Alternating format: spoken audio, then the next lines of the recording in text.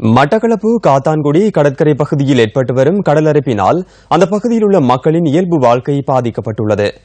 கடலரிப்பினால் சுமார் 25 அடி நிலப்பரப்பு கடலுக்குள் சென்றுள்ளதாக பிரதேச மக்கள் தெரிவிக்கின்றனர். மட்டக்களப்பு காத்தான்குடி கடற்கரை பகுதி இன்று இவ்வாறு காட்சியளிக்கின்றது. காத்தான்குடி ஏத்துக்கால் கடற்கரையில் கடந்த 10 நாட்களாக தீவிரமடைந்து வரும் கடலரிப்பினால் தென்னை மரங்கள் கடலுக்குள் அடித்து செல்லப்பட்டுள்ளன. காத்தான்குடி ஏத்துக்கால் கடற்கரையில் இப்படி ஒரு பிரச்சனை நடந்து கொண்டிருக்கிறது. கடல் அரிப்பு ஏற்பட்டு கொண்டிருக்கிறது. இது தொடர்ந்து 10 நாட்களாக இப்படி நடக்குது. இதை உடனடியாக இங்குள்ள அரசியல்வாதிகள் இதுக்கு சம்பந்தப்பட்ட ஆட்கள் இதை வந்து உடனடியாக பார்த்து இதை தடுக்கக்கூடிய ஒரு முயற்சி செய்யணும். இந்த கட்டடங்களை அறிக்கை கொண்டு போகக்கூடிய ஒரு தன்மை இருக்குது. இந்த கடல் ஊருக்குள்ள வரக்கூடிய ஒரு வாய்ப்பு இருக்குது. இதை பொதுமக்களாகிய நாங்கள் உங்களிடம் கேட்கணும்.